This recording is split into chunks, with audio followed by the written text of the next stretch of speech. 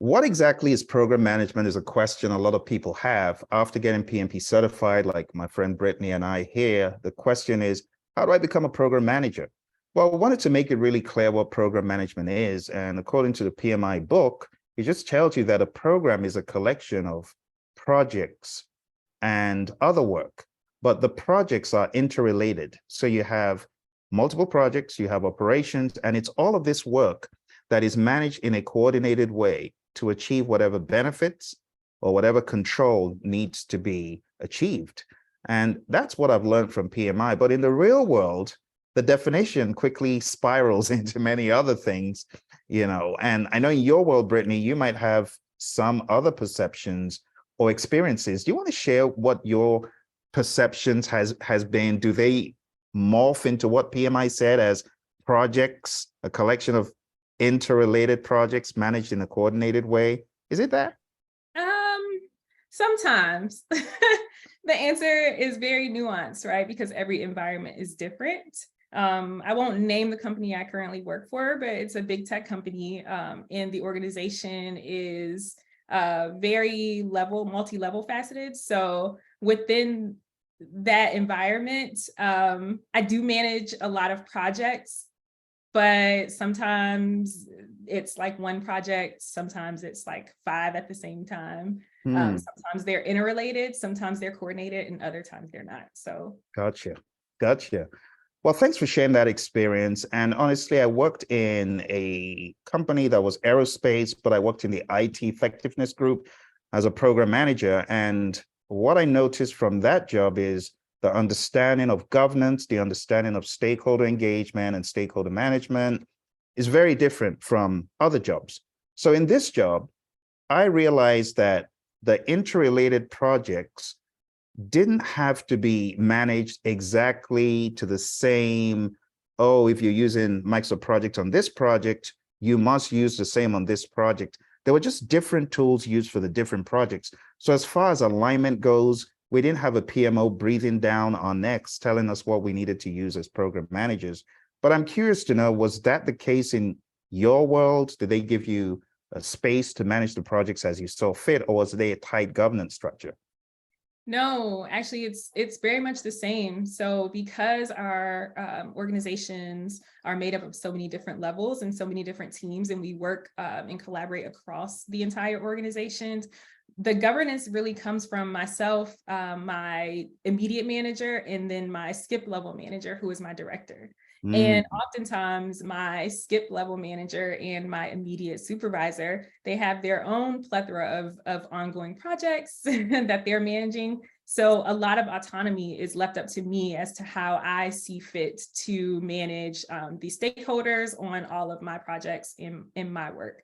So I would say there was no established, PMO, kind of like what you hear about in the PMBOK guide, and that actually surprised me. So I'm happy that we're having this conversation. I am the PMO for all intents and purposes. There you go. And honestly, I love that view because it's good to bring balance. So the world of program management, PMI has their program management standard, which is being updated right now as we speak. And I'm going through this and also making some comments so that, my view can be heard. But as far as the vanilla flavored view of program management from PMI, the Project Management Institute, I want to go over this today. And it's taken a lot of the snippets from my book about program management. And my book is really just about program management essentials. But let's talk about the overarching framework, because project managers can relate to initiating, planning, executing, monitoring and controlling, closing, and that's project management. But in program management, it's different. So let's jump into the whiteboard and let's talk about how this is set up. And I want to give people a mnemonic to help them remember the framework as espoused by the PMI for program management. So framework is this. It's GABS.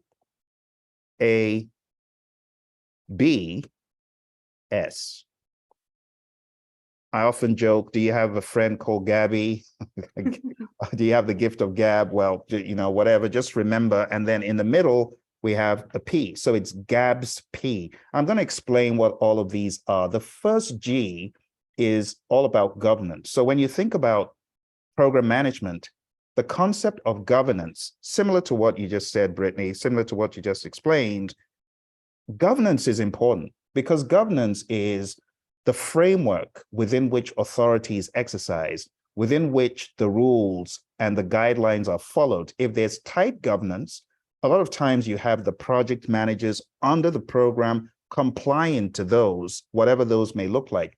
But if the governance is loosey-goosey and if it needs to be better and firmer, but is not, then you have a lot of things falling through the cracks. So let's quickly define what governance is. So I'm going to take a snippet from my book, and I'm just going to put it on the screen for people to read along. And it just says, first and foremost, we have governance.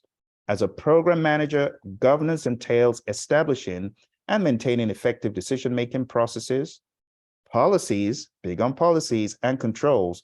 It is essential to have a tailored and structured approach across all projects within the program. So again, to your point, Brittnee, this was pretty much in your hands. It wasn't a PMO breathing down your neck and saying, thou shalt use this template and thou shalt use this tool to manage the program, correct?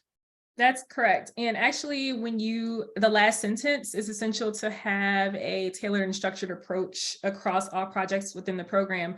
That is interesting to point out for me because I have an established set of templates that I use. So like I have project planning templates. So when I'm initially starting a project, I will use that template and that just kind of has a general schedule, a general scope description, and a general, I guess, chart, I would call it, that I would use to establish the roles and responsibilities for each stakeholder. And so I typically start there, but if there's a team that, has a certain way that they like to manage their projects, then I'll defer to them and be agile and utilize their framework for projects. That's a good point to make, Brittnee, because a lot of times we could be so rigid in the way we do things and say, no, it has to be my template. And, you just create busy work for people who, at the end of the day, are going to lose trust. The liking to work with you is just going to dissipate very quickly. So I would encourage people to be a little bit more agile, as you said, in how they work in the governance realm. Whether you're working with vendors or suppliers, the question should be, does it do the job? Does it conform to the level of excellence that I want or not? Correct. So that's governance. Yeah, governance is really important. Let's talk about the next one in the framework. So next in the framework, we have the concept of alignment. And when we talk about alignment, we're actually talking about strategic alignment. We're talking about strategic alignment with the firm. I just made it an A because it was easier to remember. So let's read what I have from the book about alignment so that everyone is aligned with what we're looking at. So alignment, the next element is alignment, specifically program strategy alignment. Alignment involves harmonizing the program's goals and objectives with the strategic business objectives of the organization and meeting the needs of the stakeholder. So whatever the project is, it is important that the people on the program are mentally aligned so that project A, project B, project C, they are all aligned with the overarching objective of the organization. And it's a big task for the program manager to bring all of this together because you are generally the person who should cast the vision of whatever needs to be done and why it needs to be done. So when we talk about alignment with the strategic business objectives, every organization has a reason for its existence. And that reason for its existence has to be aligned with the program, or should I say the program needs to be aligned with whatever the organization's strategic business objectives are, or whatever their definite chief aim as a firm is. And this is a tough one to do for someone who is not strategic oriented because you always need to tie back your project. It's like the why behind the why. Tie back the project to the program and tie the program back to the portfolio and tie the portfolio back to the organization. This has been made quite prominent in the PMBOK Guide 7th edition. So we look at the firm at this level, then we look at the portfolios, And then there's alignment. There's a reason why we're doing oil and gas portfolios, right? So maybe we have an oil portfolio, we have a gas portfolio, maybe we have an infrastructure portfolio. And within these portfolios, you've got programs. And the reason for these programs are to support the portfolio. And the reason for the portfolio is, of course, to support the firm. So whatever the definite chief aim of the firm is, you always need to continuously align, whether it's mental alignment, whether it's your posture on social media, whether it's your posture in the community, there always needs to be that mindfulness. So what have you experienced, Brittnee, in your world of program management with alignment? Yeah, so whenever we take on a new project or there's a new body of work assigned to me to manage underneath of my program, I always ensure that I am referencing our business goals. So we have business goals for our team that we set every year, and then we revisit those goals on a quarterly basis. So whenever I have a new project that I am initiating, I'm always making sure that it aligns with those SMART goals that we set most recently. And we all understand the mission and the purpose for our team. So it makes it easy, right? So I'm asking myself, will this project advance, our team goals? Will this project make it better, or will this project kind of hinder our progress towards that goal? And if it's, it's a simple yes or no, honestly, at the end of the day, if you have a clear understanding of your goals and your mission, which you called it earlier, and that's kind of how we go about it. I like what you said, Brittnee, because a lot of times when we get projects in the world of traditional, they are not always going to live for the life of the project. Some of them are going to be killed before they get to the end. And that question of, does this support the benefits that we're looking for? Does this support the goal? Does this support our image? And some of those projects, they don't make it. Some of them are shut down because they just are not a good fit. And you realize that as you proceed, you don't realize it off the bat. And no matter how good you are at choosing the right projects as a portfolio manager, there's always going to be some that slip through the cracks that are just not aligned properly. No matter what you do, they just cannot be aligned, and those have to be scrapped. So that's a very good point. And that actually leads us to our next topic of benefits. So B is for benefits. And when we talk about benefits in the world of program management, we're talking about benefits management.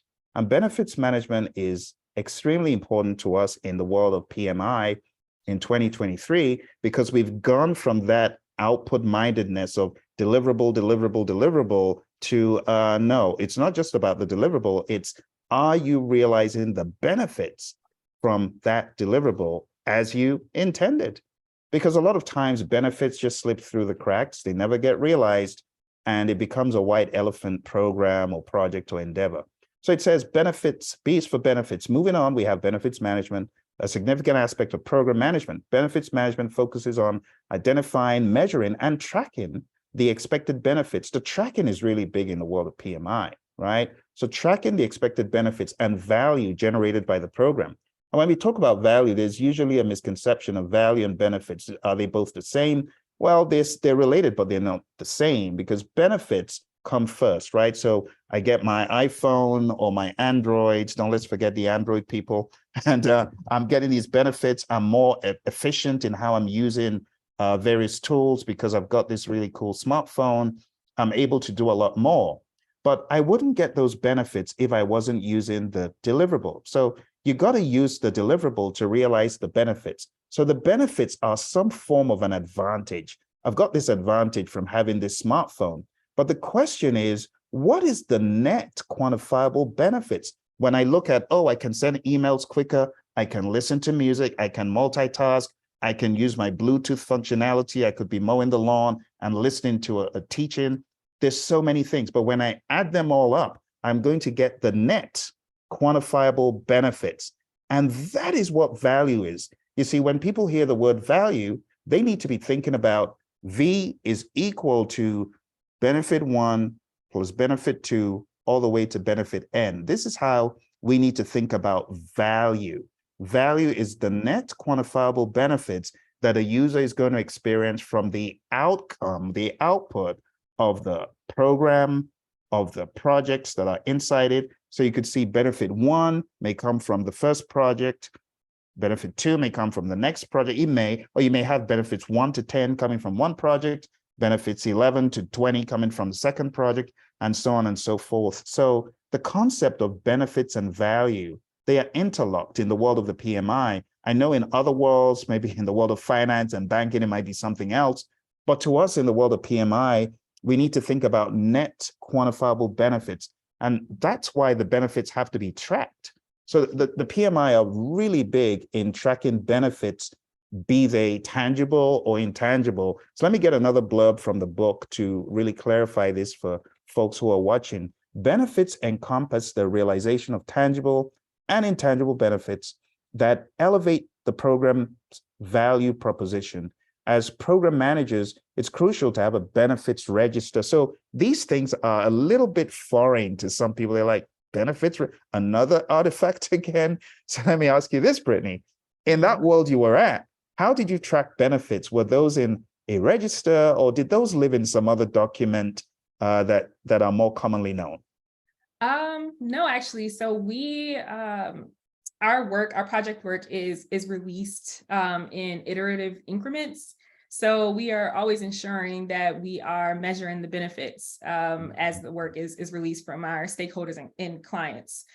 So when we have one of these meetings to assess, their satisfaction with the latest iteration of the work that we've given them, we have a calculation that we use. It started in Excel, I believe, and then it migrated toward Quip, which is another software that we use within our company.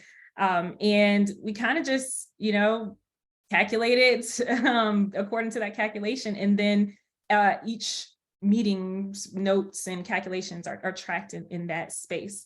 So definitely super important to always be calculating the benefits on a regular basis. And then once we're done with the particular project and we have a multitude of those benefit calculations, we can then assign a percentage that relates to the value. So it's exactly how you said. Wow, good deal.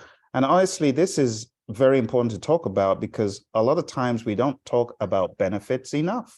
They just slip through the cracks. And I like the fact that you mentioned the iterative work and the incremental delivery, because when we talk about program management in the traditional world, a lot of times it's like, okay, it's traditional and there's no incremental releases. But in today's world, especially in the new version of the program guide that they're writing, you got to think about those incremental deliveries. And that is what benefits is all about in the world of the PMI. So really great stuff, Brittnee. All right.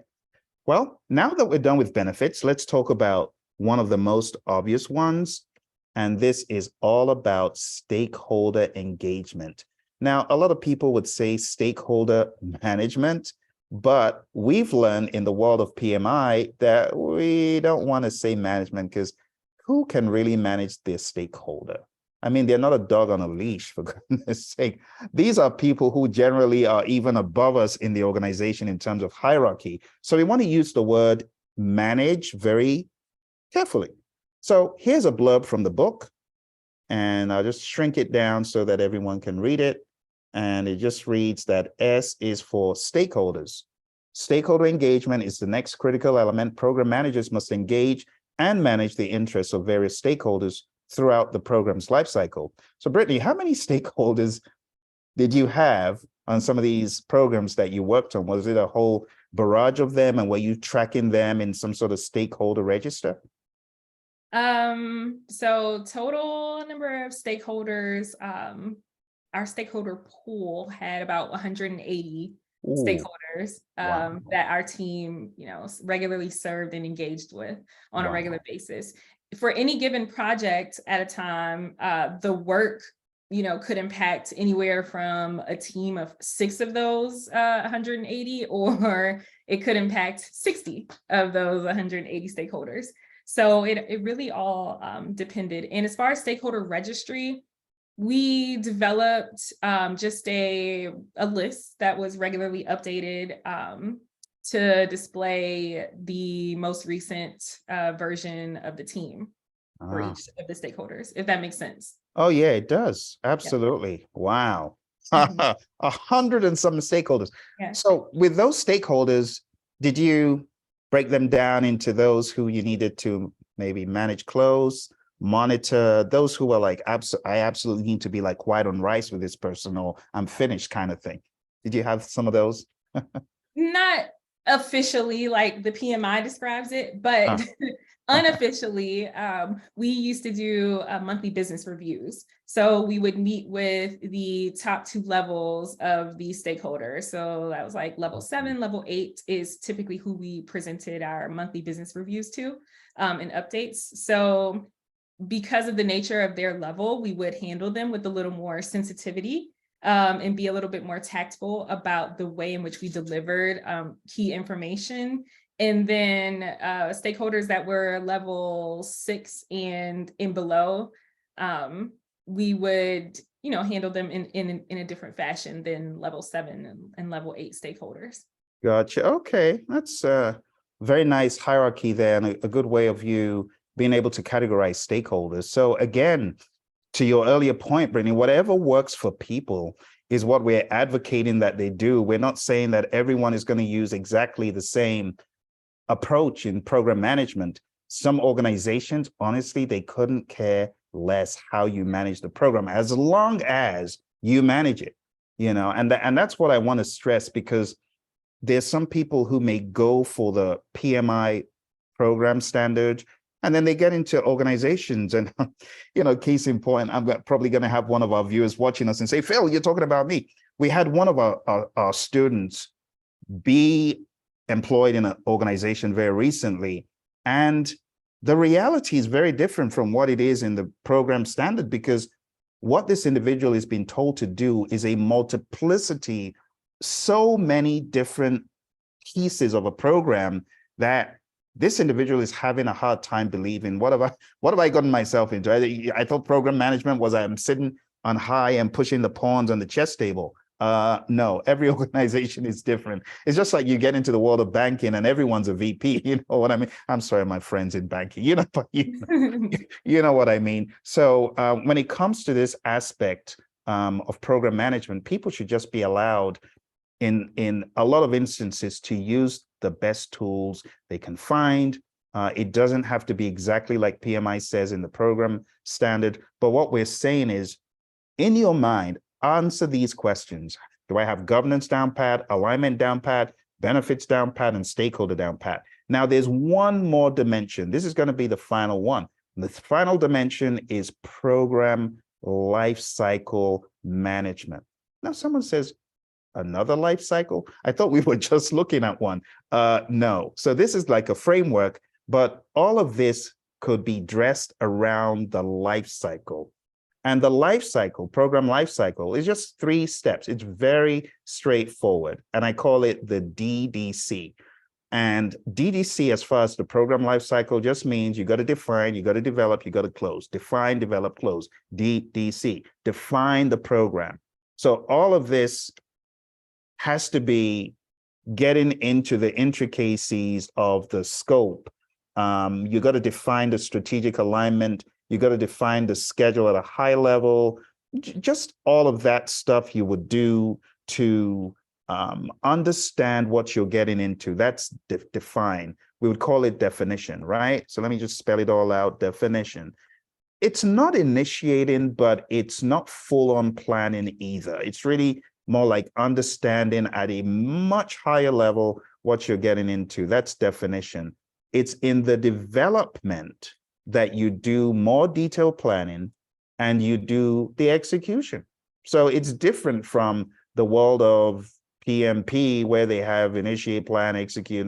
No. So now you're seeing a life cycle within a framework, which is very different for those people who are PMPs.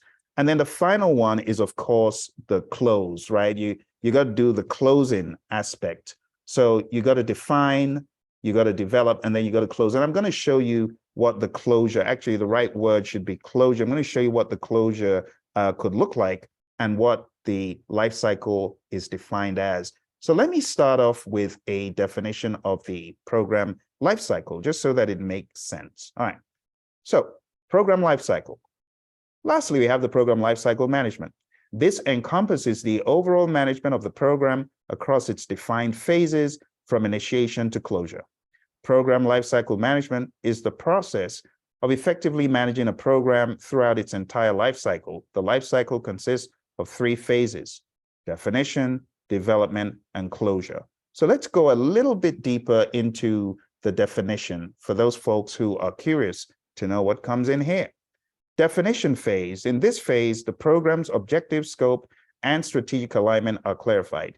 It involves activities such as conducting feasibility studies and high-level planning to establish a solid understanding of the program's requirements. So you could say it's kind of like the precursor to what initiating would be for those project managers who are trying to bridge the gap. It's kind of like what happens before your project charter is developed. Before your project charter is developed, you got to do a feasibility study, which is more like a business case, although this is not explicitly called that, but you're going to do a lot of higher level groundwork and understanding of, oh, what are we getting into? When you're done with that, you then get into the full-blown planning and the execution. And remember, we're talking program here. We're talking the entire program. So right here, if I can get rid of the previous one because we don't have enough room, or just bring that down here for now and shift this to center stage and change the color to something else. So development phase. The development phase includes detailed planning, project execution, stakeholder engagement, communication, all that stuff that you're looking for. Because I know a lot of people are going to be looking for where the 10 areas of knowledge. Yes, we have the 10 areas of knowledge and even more areas of knowledge in program management, but we're not going to talk about that today. We have a lot more in program management, but I just need you to know that in the development phase, you're doing the detailed program planning. So whatever that looks like, like you've got one program manager, several project managers, depending on the number of projects, and each of those needs to flesh out their plans in accordance with the program management plan. So this could get very detailed because you have an overarching program plan, but in all of the projects, they have their own individual plans which align.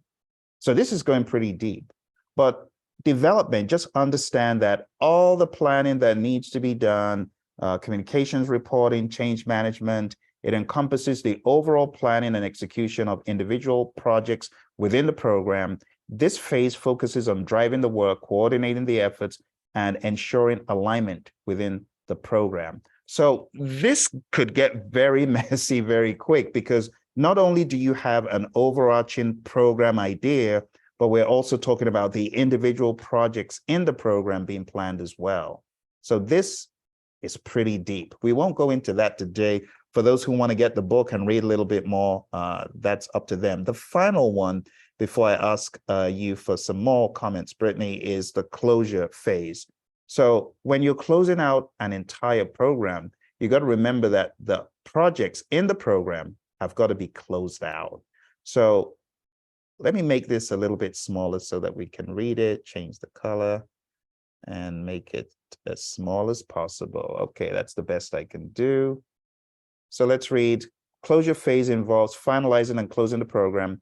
It includes activities such as ensuring quality standards are met, addressing benefits realization, which we talked about, facilitating knowledge transfer, and preparing for the transition of the program, again, program outcomes, we're talking about program here, to operations. Program lifecycle management is about effectively managing all of these phases, the DDC, definition, development, and closure. So while this sounds a little bit restrictive, it is not meant to be restrictive. It's just meant to be a framework that project managers can, program managers and project managers can use to effectively work together to make sure that every program has been well planned from governance perspectives, alignment perspective, benefits, stakeholder perspectives, and last of all, this. So Brittnee, let's be honest, in companies, no one's going around saying, ding, now we're in the definition stage. No one's doing that, but you implicitly see some similarities, right? Yeah, absolutely. So when you were talking about the definition phase, You heard me earlier mention that I have a set of templates that I might use to initiate like a project or a program. So what typically happens is in that definition phase, we have what we call discovery meetings. So when the concept of a new project or a new program comes into fold, we'll have a discovery meeting with the key stakeholders at that level 8 or level 7, level 8 level.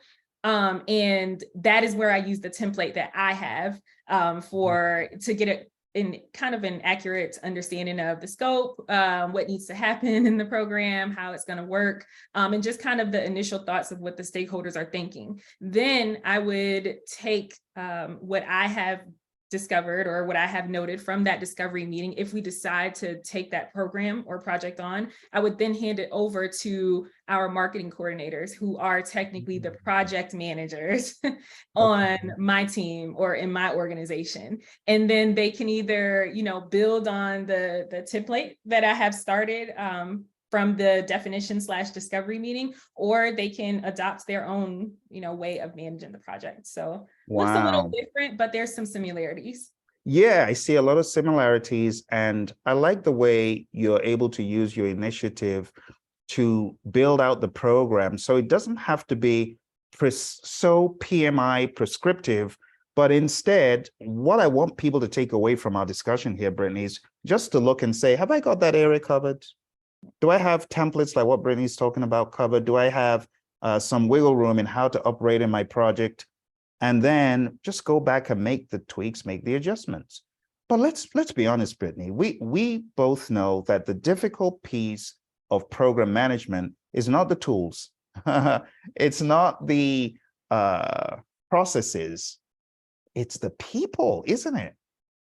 100%. Yeah. So do you want to tell us about your experience? Because I had an experience. I didn't have as many stakeholders as you. I had 7 business units, pretty much 7 leaders for my program in this aerospace company that I always talk about. For those who watch the channel, I'm talking about Honeywell pretty much. But I had 7 of these individuals, but they had a lot of demands, about 120 different requests and requirements.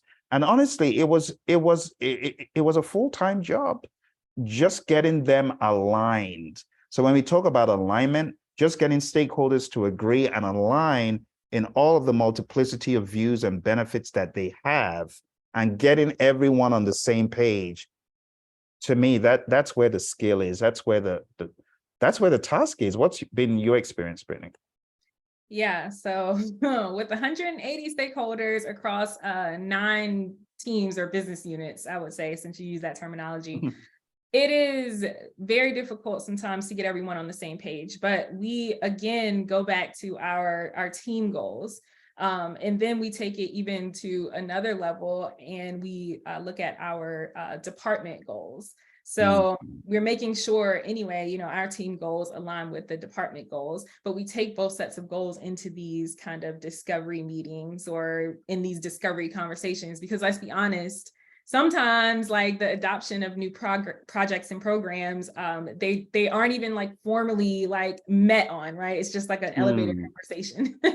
So just trying to get everyone from level 8, down to like level 4, aligned on the same scope for a program, on the same process is just, it's difficult. You have to have certain flair for navigating certain personalities. Absolutely. And honestly, Brittnee, I'm curious to know how the levels work. Is it the higher you go, the more prominent the stakeholder is, or the other way around? Correct. So like at a level 7, level 8, you have your directors and VPs. Level 6 is like your senior program managers, your senior project managers. Level 5 are your program project managers. Level 4 are your coordinator level, or like your entry level engineer level. So that's kind of how that's broken down. And that's a very good system. And I actually think people could use that either covertly or overtly, just so that, you don't get anyone upset. But I like the levels because it doesn't say this person is more powerful or this person is more interested. It just lumps up the importance of the stakeholder. You could say like a salience model. You could say in magnitude of being a definitive stakeholder. For those who know the salience model, SALIENCE, I think Brittnee's method is a great way of you having some form of salience tracking without being explicit, about the categorization. But this has been really helpful, especially for those who are not fully aware of how program management works. I'm hoping that it gives you some insights. If you have any questions for Brittnee or I, please ask. One of the things I'm going to do is in the comment below, I'm going to put a link to the image on the screen so that you can download this, and this could be a little reminder for you, a little guide about what program management is, a framework that you can use on your own programs. And if you need more information about my book on program management, then just go on down to the link. It's tinyurl.com and it's / program guide book. I'm going to put that on the screen so that everyone who needs the book can go get it. There's the image on the screen. I call it Demystifying Program Management. You can get it at our publisher site, but go on down to tinyurl.com / program guide book. It's at Lulu Publishing. When you get there, you'll see the book and you'll be able to download it if you need it. So Brittnee, any final comments or views about the whole program management journey, and if there are any final things you want people who are looking at getting into program management to know about how rigorous and how demanding it can be? I would say it's definitely important to understand where you want to be when considering taking a program management role. And then, so have your own set of missions or have your own mission, personal mission, have your own vision for yourself and your career. And then find an environment, do your due diligence to find an environment that complements, what you desire to be in. And that's through networking. So talk to people at the current company to make sure that your understanding is correct. And then be prepared for anything to happen. Be prepared to walk into an organization where you maybe start off with like 48 stakeholders. And then by the end of the year, that's grown to like 72 and Wow. Progressively increases. So I would just say be vigilant, be agile, and be clear on what you want. Lovely stuff, Brittnee. Thank you so much. And for those who are wondering a little bit more about how to get help if you're into program management, both Brittnee and I, we do mentoring, we do coaching, we help people. So first of all, the book, if you want to grab the book, go over there. If you want to learn more about the organization, Praizion, my firm that helps people throughout the process of being a PPP person, and that's portfolio program and project person, because we haven't even talked about portfolios. Portfolio management is all about doing the right work, doing the right project. So that's a whole different thing. But if you wanted to learn more about our different flavors of training and different materials, go on down to projectmanagementdoctor.com or go on down to Praizion. You see the name Praizion.com over there. And Brittnee also has a firm where she does training, coaching, and mentoring. She has a library that helps people to get back in line with whatever they need, goal-wise, target-wise. And Brittnee, what site can folks find you at? You want to share that? Yeah, they can find me at BrittneeSavageAustin.com. Lovely. Yeah. So let's spell that out, Brittnee, for those who may not have gotten it. So you can see Brittnee's name below, and just going down to that site.